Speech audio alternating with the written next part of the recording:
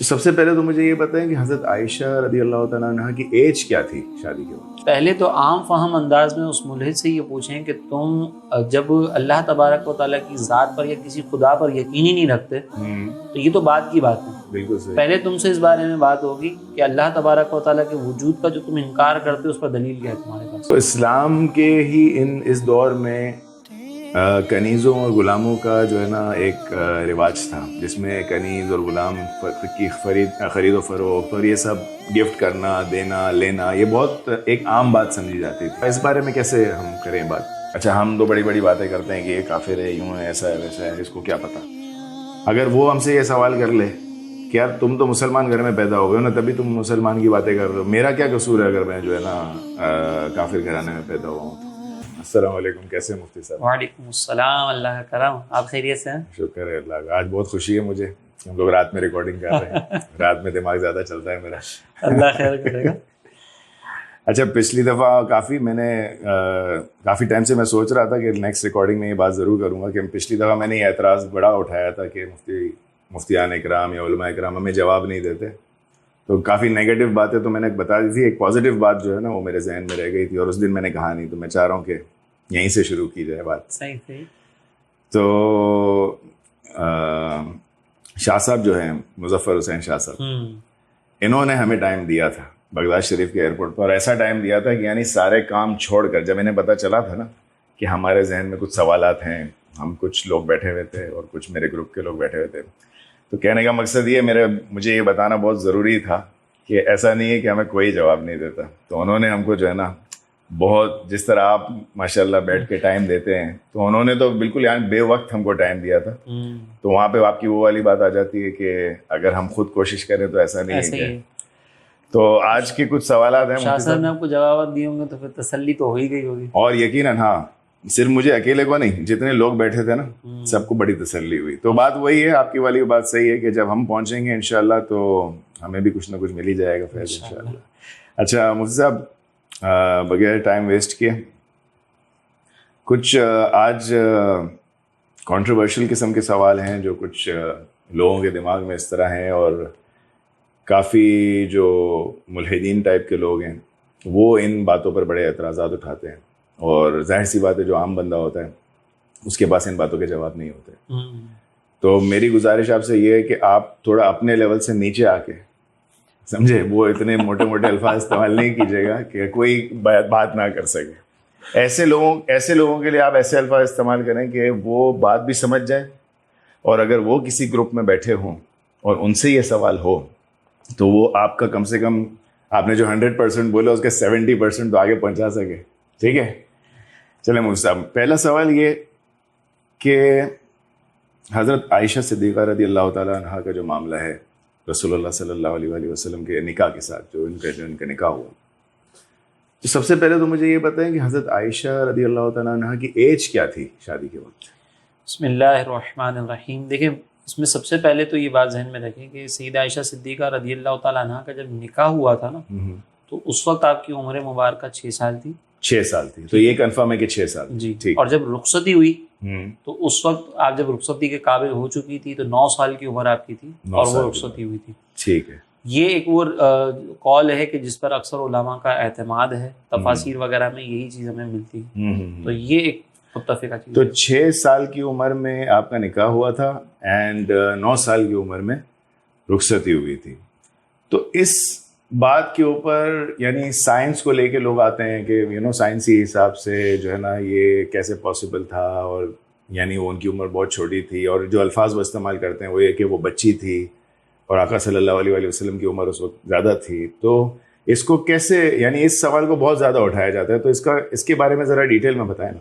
اچھا دیکھیے, پہلے میں ایک عام آدمی سے گزارش کروں گا کہ ملحدین اگر آپ کے سامنے یہ اعتراض رکھتے ہیں نا سرکار علیہ الصلوۃ والسلام کی سیرت کے بارے میں یا اللہ تبارک و تعالیٰ کی ذات کے بارے میں کہ اللہ نے یہ حکم کیسے دیا, تو پہلے تو عام فہم انداز میں اس ملحد سے یہ پوچھیں کہ تم جب اللہ تبارک و تعالیٰ کی ذات پر یا کسی خدا پر یقین ہی نہیں رکھتے تو یہ تو بات کی بات ہے. بالکل صحیح. پہلے تم سے اس بارے میں بات ہوگی کہ اللہ تبارک و تعالیٰ کے وجود کا جو تم انکار کرتے ہو اس پر دلیل کیا ہے تمہارے پاس. چلے 1 منٹ کے لیے ملحدین سے ہٹ جائے ایک اس بات کے لیے. آپ نارمل بندہ, ایک نارمل جو مسلمان بھی ہے, ہر چیز کو مانتا بھی ہے, یہ بندہ اس بندے سے سوال کیا, اب اس بندے کے لیے کیا جواب ہوگا؟ میں اس پر بھی عرض کر دیتا ہوں. لیکن ملحدین سے بات کرنے کا طریقہ ہمیشہ یہ ذہن میں رکھیے گا کہ ملحدین جب آپ کے اوپر اعتراض کرتے ہیں نا, تو وہ یہ ثابت نہیں کرے گا کہ خدا نہیں ہے.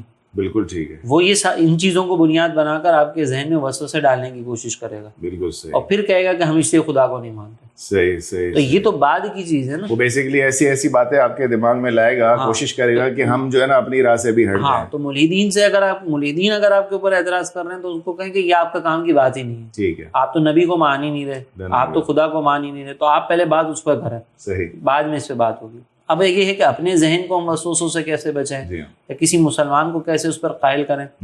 تو پہلے سب سے ذہن میں یہ بات رکھیے گا کہ یہ جو کم ایج کی بچیوں سے یا نکاح وغیرہ کے جو معاملات ہیں نا, یہ ہماری سوسائٹی کے اندر بہت زیادہ معیوب سمجھے جاتے ہیں. آپ اپنی سوسائٹی, اپنے کلچر کو, اپنے کلچر کو سامنے رکھ کر ماضی کو جج نہیں کریں گے. ٹھیک ہے. ماضی کو اگر جج کرنا ہے, ماضی کی اگر آپ کو کسی بات کو دیکھنا ہے, تو وہاں کا کلچر کیا تھا وہ دیکھا جائے گا. اس وقت کی کیا بات تھی, اس وقت کے تقاضے کیا تھے, اس وقت ماحول کیا تھا, اس کو دیکھا جائے گا. ٹھیک ہے. اگر آج کے دور میں کوئی اس طرح کا معاملہ کرتا ہے تو وہ obvious سی بات ہے, آپ کہیں گے کہ یار یہ مروت کے خلاف ہے. بالکل ٹھیک ہے. ناجائز یہ بھی نہیں ہے, ناجائز یہ بھی نہیں, مروت کے خلاف ہے. ٹھیک ہے. ٹھیک ہے. لیکن اس دور کے اعتبار سے یہ ایک عام سی بات تھی. ٹھیک ہے. پہلی بات تو یہ ہو گئی کہ اگر آپ آج کی سوسائٹی کو دیکھ کر یہ بات اعتراض کریں گے تو بنتا ہی نہیں. اعتراض ہی غلط ہے کیونکہ آپ آج کی سوسائٹی کو دیکھ رہے ہیں. دوسرا یہ کہ نبی کریم علیہ الصلوۃ والسلام کی سیدہ عائشہ صدیقہ رضی اللہ تعالیٰ عنہ سے نکاح کے معاملے میں سائنس کو دلیل بنایا جا رہا ہے کہ بھائی سائنس سائنس آج کے طور پر آج کی صحت کے اعتبار سے کہہ رہی ہے. بالکل. جو صحت کے معاملات ہوتے ہیں نا, یہ ہر علاقے کے مختلف ہوتے ہیں. بالکل صحیح. ٹھیک ہے. ہر علاقے میں بلوغت کی عمر جو ہے وہ مختلف رہتی ہے. اسی لیے شریعت مطہرہ نے لڑکیوں کی جو عمر مقرر کی ہے بلوغت کی 9 سے 15 کے درمیان ہے, اور لڑکے جو ہیں وہ 12 سے 15 کے درمیان. بالکل ٹھیک. اب 9 سے 15 کے درمیان اگر کوئی بالغ ہو جاتی ہے لڑکی تو وہ نکاح کے قابل ہو سکتی ہے. بالکل صحیح. اب رہا کہ میڈیکلی اس کو کوئی نقصان ہے یا نہیں, وہ اس کی صحت پر موقوف ہے. صحیح. وہ پرسن ٹو پرسن ویری کرتا ہے. ٹھیک ہے. عرب کا جو ماحول تھا وہ اس صحت کا متقاضی تھا کہ اس وقت جو ہے نا وہاں پر صحت ایسی ہوتی تھی کہ اس ایج کے اندر نکاح کرنا ان کی صحت کو نقصان دہ نہیں تھا. صحیح. ٹھیک ہے. یہ ساری چیزیں تو وہ ہو گئی. اب ہے کہ سرکار علیہ الصلوۃ والسلام کا نکاح کیوں ہوا, تو یہاں پر آپ یہ ذہن میں رکھیے گا کہ یہ جو ہم کہتے ہیں نا کہ سرکار علیہ السلام کا نکاح کیوں ہوا, سرکار علیہ السلام نے معاذ اللہ اپنی مرضی سے نہیں کیا تھا. صحیح ہے. کوئی نفسانی خواہشات کے تابع ہو کر نہیں کیا تھا. یہ تو اللہ تبارک و تعالیٰ کا حکم تھا. اور جب رب کا حکم آ جائے تو سیدہ عائشہ صدیقہ رضی اللہ تعالیٰ عنہ سے نکاح کرنا تو بہت چھوٹی بات ہے. آپ اس پر اعتراض کر رہے ہیں نا.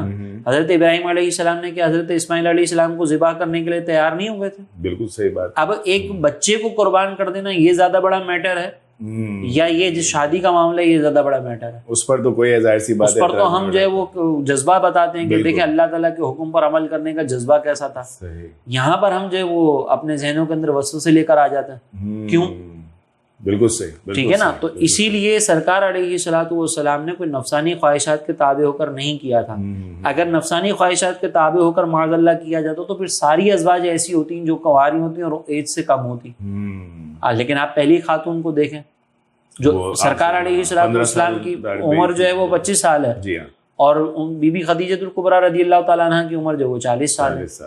یہ یہ آپ کو نظر نہیں آتا. بالکل صحیح. اور یہاں پر سرکار علیہ الصلوۃ والسلام کی جتنی بھی اولاد مبارکہ ہے وہ سیدہ خدیجہ الکبریٰ سے ہی ہے, اور سیدہ خدیجہ رضی اللہ تعالیٰ عنہ سے جتنی اولاد ہے, اور آپ کی زندگی میں سرکار نے کسی اور سے نکاح بھی نہیں فرمایا. اور پھر اس کے بعد جتنے بھی نکاح ہوئے وہ تقریباً آپ دیکھ لیں یا تو بیوہ تھیں یا پھر جو وہ طلاق یافتہ تھیں. صرف ایک ہی سیدہ عائشہ صدیقہ رضی اللہ تعالیٰ عنہ کا معاملہ ہے. اس کو ہمارے یہاں پر ایک خامہ خواہ کا جو ہے نا وہ کنفیوژن کا شکار کیا جا رہا ہے جو کہ اللہ کے حکم پر ہے. صحیح. تو اسی لیے اس میں کوئی ایسی بات بظاہر تو نظر نہیں آتی. اور اس میں کہتے ہیں کہ کوئی ایسی حکمت بھی میں نے ابھی کہیں سنا تھا, آپ ذرا کلیئر کیجیے گا مجھے, کہ اتنی چھوٹی عمر میں ضروری نہیں تھا کہ ایسے معاملات, یعنی پہلے کا جو ایک معاملہ تھا اس میں کہ لڑکی گھر کے اندر سیٹ ہو جاتی تھی, وہ سارے معاملات ان کے سیکھنا بھی تھا رسول اللہ سے. یعنی احادیث شریف کتنی جو ہیں وہ آپ سے روایت ہیں. یہ بھی دیکھیں آپ, یہ بھی دیکھیں یہ جو بات آپ نے کی نا, ایسا بھی ہے کہ سرکار علیہ الصلوۃ والسلام کی جتنی بھی ازواج تھیں نا وہ ایج میں زیادہ تھیں. جی ہاں. اور گھریلو معاملات کی جو روایات تھیں وہ obvious سی بات ہے کہ وہ بھی تو امت تک پہنچانی تھی. تو سیدہ عائشہ صدیقہ رضی اللہ تعالیٰ عنہ جب گھر میں تھی نا تو سرکار علیہ الصلوۃ والسلام کے بہت سارے گھریلو معاملات جو ہے وہ آپ نے آگے تک پہنچائے اور دین کے اندر وہ بہت زیادہ مستحکم بھی ہوئی, پختہ بھی ہوئی, یہاں تک کہ سرکار علیہ السلام نے فرمایا کہ اپنے دین کا تہائی حصہ جو ہے آپ حمیرہ سے حاصل کرو. تو اس کے یہ بھی ایک حکمت جو یہ بھی ایک بڑی حکمت ہے, یہ بھی بہت بڑی حکمت ہے, اسی لیے اللہ پاک نے حکم میں فرمایا تھا. بالکل. اور ہمیں میرے خیال سے اس بات پہ کوئی اعتراض نہیں کرنا چاہیے, کیونکہ آپ کی والی جو بات ہے اعتراض ہم کیا کریں گے, خیر لوگوں کو نہیں کرنا چاہیے. یہ جو 2-3 پوائنٹس آپ نے کیے اس کو سم اپ اگر کر لیں تو ظاہر سی بات ہے یہ جو آپ نے بتایا کہ حضرت ابراہیم علیہ السلام نے حضرت اسماعیل علیہ السلام کو جب ذبح کرنے کا حکم جب ہوا اور وہ انہوں نے اس کی جو ہے اللہ تعالیٰ کے حکم کی فرما برداری کی تو اس پہ واقعی کوئی نہیں اٹھا تھا. حالانکہ دیکھا جائے تو ایک طریقے سے دیکھا جائے تو فطرت کے خلاف ہے نا, زیادہ بڑا مسئلہ. ہاں زیادہ بڑا مسئلہ بالکل. تو یہ زیادہ تر میرے خیال سے بات یہ بلا وجہ کا ہمارے یہاں پہ جب دیکھیں ہم غیر ضروری چیزوں کے بارے میں جب سوچتے ہیں نا تو اس طرح کے معاملے میں پھنستے ہیں. اور جب اللہ ہم ساری باتوں پر ایمان لا رہے ہیں اللہ اور اس کے رسول کی, تو یہ مان کے بھی کہ اللہ کا ہی حکم تھا تو بات ہی ختم ہو جانی چاہیے. بالکل بات ختم ہو جانی چاہیے. بالکل بالکل. اچھا دوسری بات یہ کہ اسی کو کنٹینیو کرتے ہوئے چلتے ہوئے سب کہتے ہیں, ہم کہتے کیا ہیں, یقیناً ہم کہتے ہیں کہ بھائی اسلام میں ہیومن رائٹس تو بہت زیادہ, آپ سمجھ رہے ہیں, بہت زیادہ ہیومن رائٹس سب سے زیادہ اسلام میں ہی ہیں. تو اسلام کے ہی اس دور میں کنیزوں اور غلاموں کا جو ہے نا ایک رواج تھا جس میں کنیز اور غلام کی خرید و فروخت اور یہ سب گفٹ کرنا دینا لینا یہ بہت ایک عام بات سمجھی جاتی تھی. تو یہ کیسے, یہ کیوں, کیا اس بارے میں کیسے ہم کریں بات؟ دیکھیں اس میں اسلام پر تو اعتراض نہیں بنتا نا. اچھا. وجہ اس کی یہ ہے کہ اگر تو یہ اسلام نے شروع کیا ہوتا تو اسلام پر اعتراض ہوتا. یعنی اگر اسلام نے کہا ہوتا نا کہ پہلے ایسا کوئی چیز چل نہیں رہی ہوتی اور اسلام نے کہا کہ اس کو بھی غلام بنا لو, اس کو کنیز بنا لو, اس کی خرید و فروخت شروع کر دو, تو آپ اسلام پر اعتراض کر سکتے تھے. یہ اسلام سے پہلے سے چلا آ رہا ہے. صحیح. اور پہلے سے جو سلسلہ چلا آ رہا تھا نا اس کے اندر خرابیاں اتنی زیادہ تھیں کہ جس میں آپ مثال کے طور پر جیسے آج کے دور میں لٹیرے ہوتے ہیں نا, وہ ہمارا مال چھین کر جاتے ہیں. تو پہلے وہ عورتیں چھین کر چلے جاتے تھے, بچے چھین کر چلے جاتے تھے اور اس کو غلام بنا لیا کرتے تھے. اسی طریقے سے جنگوں کے اندر غلامی کا وہ تصور تھا کہ وہ غلام بنا لیے جاتے تھے. اور بہت سارے اس طرح کے معاملات تھے. یعنی اگر مثال کے طور پر میں نے کسی کو ادھار دیا ہوا اور وہ مجھے قرضہ واپس نہیں کر سکتا تو میں اس کو غلام بنا لیتا تھا. اس طرح غلامی کا ایک تصور بہت پہلے سے چلا آ رہا تھا, پہلے سے آ رہا تھا. ٹھیک ہے. اسلام نے آ کر اس کو فوری طور پر ختم نہیں کیا بلکہ اس کی جو بنیادی خرابیاں تھیں اس کو فوری طور پر ختم کیا. ٹھیک ہے. اور کچھ چیزوں کو جو اسلام نے مینیج کیا. صحیح. ٹھیک ہے. جیسے کہ ایسا تو نہیں جیسے پہلے شراب جو ہے وہ اس کی حرمت کا حکم جو ہے نا وہ نہیں آیا تھا, آہستہ آہستہ آیا. بالکل ٹھیک ہے نا. اچھا اس غلامی کو بالکل ختم نہیں کیا گیا. ٹھیک ہے. اس کی غلطیوں کو ختم کیا گیا کہ بھائی آپ چلتے پھرتے کسی کو اپنا غلام نہیں بنا سکتے. صحیح. صرف جہاد کے موقع پر جو مجاہدین اگر ان کے پاس کوئی قیدی آتے ہیں تو وہ غلام بنیں گے. پہلے تو ایک یہ سلسلہ ریگولیشنز قائم کر دی گئی, رولز بنا دیے گئے, پھر ان کے حقوق مقرر کر دیے گئے. ٹھیک ہے. پھر اگر مثال کے طور پر ان کی آزادی کیسے ہوگی اس کے لیے کچھ چیزیں مقرر کر دی گئیں, آزادی کی ترغیبیں دی گئیں. اچھا اب ایک سوال یہ کہ اسلام نے فوری طور پر اس سلسلے کو ختم کیوں نہیں کیا؟ وجہ اس کی سب سے بڑی یہ ہے کہ دیکھیں اس وقت جو ہے نا آج کے دور میں جیسے مزدور طبقہ ہے, اگر یہ مزدور ختم ہو جائیں تو ہمارے کتنے سارے کام رک جائیں گے. بالکل صحیح ہے. تو اس دور میں یہ مزدوری غلام اور کنیزیں کیا کرتے تھے. اگر ان کو بالکل ہی ختم کر دیا جاتا تو اس معاشرے کا سسٹم خراب ہو جاتا. تو اسی لیے فوری طور پر اس کو یکدم ختم نہیں کیا بلکہ آہستہ آہستہ گریجولی جو ہے نا وہ غلاموں کو آزاد کرنے کی ترغیبیں دی گئیں. کفاروں کے نتیجے میں غلاموں کا آزاد کرنے کا حکم دیا گیا. تو یہ غلاموں کی آہستہ آہستہ آزادی کا ایک پورا سسٹم قائم کر دیا گیا, اس پر بشارتیں سنائی گئیں.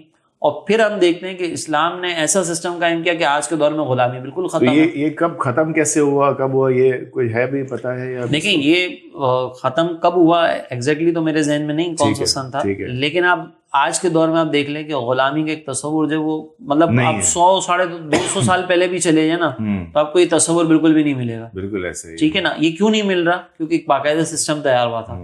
اور اسلام نے اس سسٹم کے تحت جو ہے وہ غلامی کے سسٹم. اور آج کے دور میں اگر کوئی جیسے چھوٹے علاقے سے کوئی گاؤں دیہات سے اگر کسی کو لے آتا ہے اور اپنے ساتھ یعنی خرید کے لے آتا ہے کسی کو, تو کیا یہ غلامی کے اس میں آئے گا؟ نہیں, یہ غلامی نہیں ہو سکتی نا, اس کی تو خرید و فروخت تو شریعت مطہرہ نے حرام قرار دی. یہ ہے وہ خرابی تھی جو پہلے چلتی تھی اور اسی کو ختم کیا, اس کو اسلام نے ختم کیا. ہاں آج کے دور میں اگر کوئی دارالحرب ہے, ٹھیک ہے نا, جیسے یہ اس کو آسان الفاظ میں سمجھ لیں جیسے اسرائیل, جی جی جی ٹھیک ہے نا, صحیح ہے, جہاں پہ وہ کفار ہمیں مارنے کے لیے تیار ہیں, وہاں پہ مسلمان جنگ کریں اور ان کے قیدی ہاتھ میں آ جائیں تو پھر یہ غلامی والا ایک سسٹم ہو سکتا ہے. بالکل ٹھیک ہے نا, وہ دارالحرب ہے, وہ دارالحرب ہے.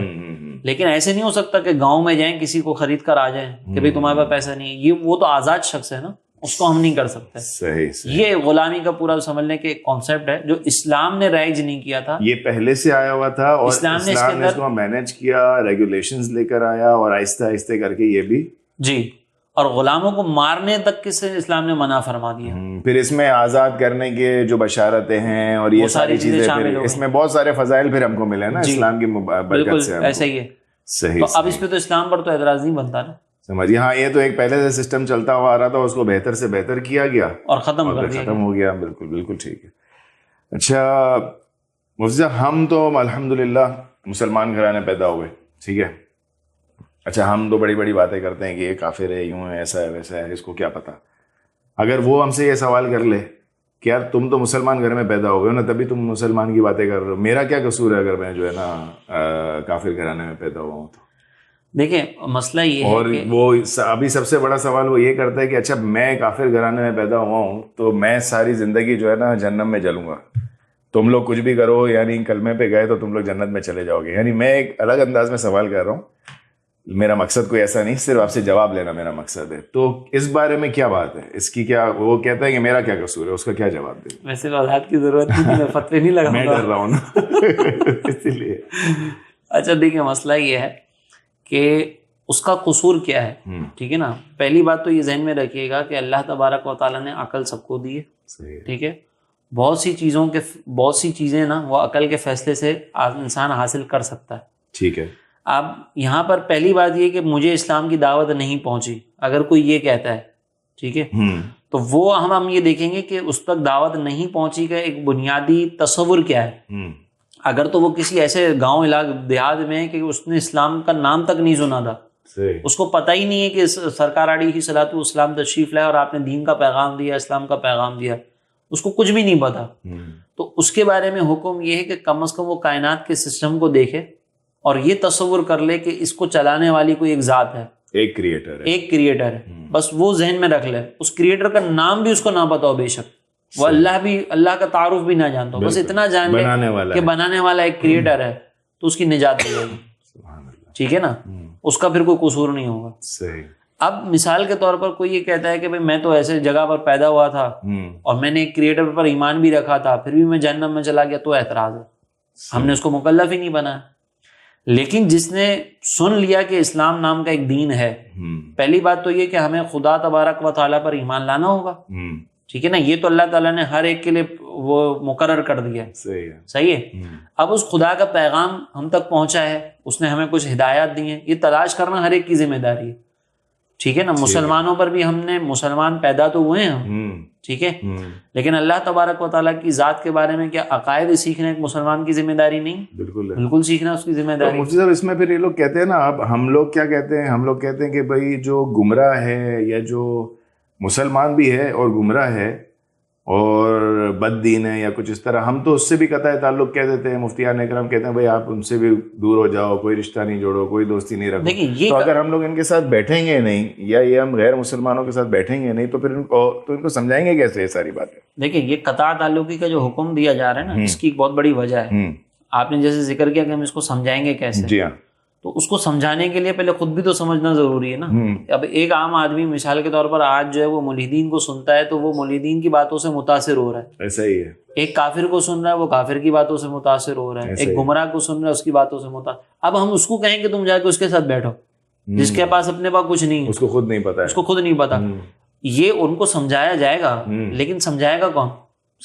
جس کے بعد کچھ بھی نہیں آتا وہ یعنی مثال کے طور پر سائنس سمجھانے کے لیے آپ میتھس کے ٹیچر کو کھڑا کریں، ایسا ہو ہی نہیں سکتا، یہ تو پاسبل ہی نہیں ہے نا. اسی لیے منع کیا جاتا ہے کہ بھئی آپ اپنے کاروباری معاملات میں بڑے چیمپئن ہوں گے، آپ اپنے جو نا وہ پڑھانے کے معاملات میں بڑے چیمپئن ہوں گے، دین آپ نہیں سمجھا سکتے، آپ اپنا ایمان بچائیں. لیکن اگر کچھ بیسک معاملات بندے کو پتا ہوں تو کیا وہ پہنچا سکتا ہے بات؟ ہاں، اگر اس کو لگتا ہے کہ میں اس کو پہنچا کر گمراہ خود نہیں ہو جاؤں گا اس کے سوالات کے جواب میں، تو بالکل پہنچائے.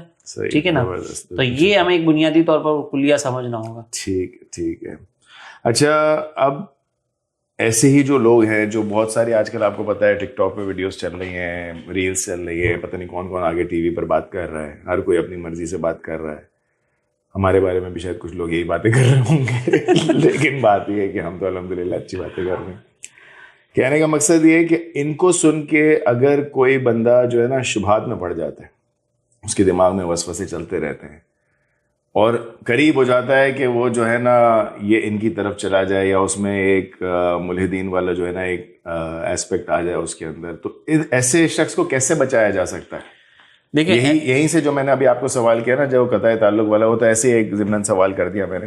ایسا شخص آپ کو نظر آ رہا ہے، یار آپ کا دوست ہے، آپ کے ساتھ بیٹھتا تھا، اچانک سے اس کا ذہن چینج ہو گیا، اور میں دیکھ بھی رہا ہوں ایسا ہوتا بھی ہے، بڑے سوال کرتے ہیں لوگ، اس کو کیسے بچایا جائے؟ اگر دیکھیں کوئی ایسا ہے نا کہ جو ان کے وسوسوں میں مبتلا ہو کر خدا کے وجود کا انکار کرتا ہے یا کرنے والا ہے، ذہن بنا چکا ہے کہ یار مجھے سمجھ میں نہیں آ رہا، اگر جواب نہیں ملا تو اس سے میری صرف ایک ریکویسٹ ہے اس سے، ٹھیک ہے، وہ یہ کہ آپ کے پاس جو ملحدین ہے نا ان کے پاس خدا کے انکار پر کوئی دلیل نہیں ہے. صحیح، ٹھیک ہے نا. منکر یہ کہتے ہیں ہمیں پتہ ہی نہیں ہے، سائنس نے ابھی خدا کے انکار پر کوئی دلیل قائم نہیں کی. ٹھیک ہے نا، یہ بات تو طے ہے. اب میں آپ سے ایک سوال پوچھتا ہوں کہ آپ کو اگر میں یہ کہوں کہ حسن بھائی اب باہر نکلیں گے نا تو باہر تھوڑا دیکھ کر نکلیے گا، گلی میں آج کل بڑی لوٹ مار ہو رہی ہے. بالکل ٹھیک ہے، آپ موبائل اپنا تھوڑا سا کیئر کر کے نکلیے گا. بالکل ٹھیک ہے. لیکن ساتھ میں جو نا یہ آپ کو کہیں کہ کوئی ایسا مسئلہ نہیں ہے، دیکھ لیں گے اگر کوئی ڈاکو آیا بھی تو یہ ایسی باتیں کر رہے ہیں، اور آپ موبائل لے کر جائیں کچھ نہیں ہوتا. احتیاط کا تقاضا کس چیز میں؟ وہی جو پہلے تھا، موبائل چھوڑ کر جائیں یا رکھ کر جائیں؟ میں چھوڑ کر جانا احتیاط ہے نا. یعنی مثال کے طور پر اگر میری بات غلط بھی ثابت ہوئی، میری بات اگر غلط بھی ثابت ہوئی اور بات ان کی ہی صحیح ثابت ہوئی تو کیا آپ کا کوئی نقصان ہوا موبائل چھوڑنے میں؟ لیکن اگر آپ موبائل لے کر گئے اور اسے چھین لیا تو پھر صحیح بات ہے. ٹھیک ہے. اب مثال کے طور پر ملحد یہ کہتا ہے کہ میں مروں گا تو خدا کا تو ہے ہی نہیں ہے. صحیح ہے. تو اس کے مرنے کے اس کے مطابق اگر ہم بھی مریں گے تو خدا کی ایمان کے ساتھ اگر مرے اور آنکھ نہیں کھولی تو اس کے مطابق ہمارا تو کچھ بھی نہیں ہوگا نا. بالکل صحیح ہے. بالکل ٹھیک ہے نا، ہمارا کوئی نقصان نہیں ہے. لیکن ہمارے مطابق جب وہ مرے گا اور ہم بھی مریں گے تو ہم نے خدا کے سامنے پیش ہونا ہے. ہم تو خدا کے سامنے عرض کریں گے کہ مالک ہم تجھ پر ایمان لے کر آئے تھے. وہ کیا جواب دے گا؟ اچھا، یہ بات جو آپ نے ابھی کہی یہ میرے خیال سے سمجھانے کی حد تک ہی ہے نا. یہ سمجھانے کی حد تک خود تو یہ عقیدہ نہیں رکھ سکتے نا کہ بھائی یہ اٹھا اور ہم اٹھے تو یہ ہوا، تو ایسا تو نہیں. میں صرف سمجھانے کے لیے کہہ رہا ہوں کہ ملحد یہ کہتا ہے کہ اگر آپ مرو گے تو کچھ بھی نہیں ہے. بالکل صحیح. تو اس کے مطابق ہماری اور اس کی موت ایک جیسی ہے، لیکن ہمارے مطابق اس کی اور موت ایسی نہیں ہے، کیونکہ ہم جب مریں گے نا تو یقیناً خدا کا سامنا. اس کو بچایا کیسے جائے مطلب یہ بات مجھے بتائیں. دیکھیں اس کو یہ بات سمجھانی پڑے گی کہ اگر تم الحاد کی طرف جاؤ گے تو اپنے رب کو جواب کیا دو گے مرنے کے بعد؟ اگر حق نکل آیا یہ تمہارے حساب سے جو تم کہتے ہو کہ نہیں ہے تو پھر تمہارے پاس تو کوئی جواب نہیں ہوگا نا. ہاں، ایٹ لیسٹ ہمارے پاس تو جواب ہے نا. ہمارے پاس تو جواب ہے. تو انکار خدا بہت بڑا نقصان ہے، لیکن خدا پر ایمان میں کوئی نقصان نہیں ہے. آپ کی زندگی کے ایمان لانے کے بعد تنگ ہوئی ہے؟ نہیں. ہماری بھی زندگی تنگ نہیں ہوئی. بس چند چیزیں ہیں جو حرام ہیں، باقی اس کے علاوہ کون سی ایسی چیز ہے جو آپ اور ہم نہیں کر رہے؟ بالکل ایسا ہی ہے. وہ کچھ تو اخلاقیات کے تقاضے ہیں کہ وہ ہمیں نہیں کرنی چاہیے، باقی کچھ شریعت نے تقاضے رکھے ہیں. شریعت کے تقاضے تو چند ہی ہیں. تو زندگی کوئی تنگ نہیں ہوتی ہے، سکون ہی ملتا ہے الحمدللہ. اور ہم جائیں گے تو انشاءاللہ تب بھی سکون ہوگا ہمارے پاس. تو بیسیکلی بات یہ ہے کہ جتنی ہماری ساری ابھی تھوڑی بہت باتیں ہوئی ہیں یہ سارے ہی مجھے لگتا ہے کہ ذہن کے کھیل ہیں جو لوگ ان سے کھیل رہے ہیں اور اپنے وسوسے جو لوگوں نے دماغ میں بسا لی ہیں اسی سے یہ پرابلم. اس میں دیکھیں اینڈ میں جو افراد الحاد کی طرف جاتے ہیں نا وہ خدا کے خلاف جو دلیل ہے نا اس کے ملنے پہ نہیں جاتے ہیں. ہاں وہ جاتے ہیں انہیں چھوٹی چھوٹی باتوں پر, وہ جس کا میں نے جاتے پہلے ذکر ہیں وہ کیا تھا. جاتے ہیں ایسے اختلافی مسائل پر جہاں پر جو ہے نا وہ کم سے کم اپنے آپ کو کچھ بہتر ثابت یعنی کچھ صحیح ثابت کر سکے, حالانکہ ان کا مین مقصد پورا نہیں ہوتا کہ بھائی خدا کا وجود نہیں ہے, نعوذ باللہ, وہ ان چیزوں پر نکل آتے ہیں. آپ ملحدین کو جب بھی سنیں گے نا وہ ایسی باتوں میں لگیں گے, باتیں کریں گے. آپ ان سے کہیں گے کہ خدا کے انکار پر دلیل دو, تو وہ آپ کو جو ہے نا وہ خدا کے احکامات کے اوپر اعتراض اٹھاتے ہوئے نظر آئیں گے. اب کتنے مزے کی بات ہے, سائنس کو بھی تو مان ہی رہے ہیں نا. میں تو ان سے یہ پوچھتا ہوں کہ بھائی سائنس کو بھی تو تم مان ہی رہے ہو نا, تو وہ بھی تو کچھ ہے جس کو تم مان رہے ہو, اور وہ محدود ہے, وہ محدود ہے, اور وہ خود کہہ رہی ہے کہ اس کو ماننے کو تیار ہے بس. حالانکہ ابھی کتنی باتیں ابھی تک جو ہے نا وہاں پہ بھی پوری نہیں, وہاں پہ کتنی باتیں, کیا 1 لاکھ کروڑ پتہ نہیں کتنی باتیں ہیں جو ابھی تک نہیں پتہ چلی, لیکن اس کو مان رہے. تو یہ بس ایک جو یہ وہی والی بات ہو گئی نا کہ بولے انسان جو ہے وہ کیا کہتے ہیں بندر تھا اور پھر انسان ہو گیا. اس کو بولے یار تیرا دادا بڑا خوبصورت بندر تھا, وہ نہیں مانے گا اس بات کو. صحیح. چلے مفتی صاحب, ٹھیک ہے, انشاءاللہ اگلے پروگرام میں ملاقات ہوتی ہے دوبارہ. بہت شکریہ.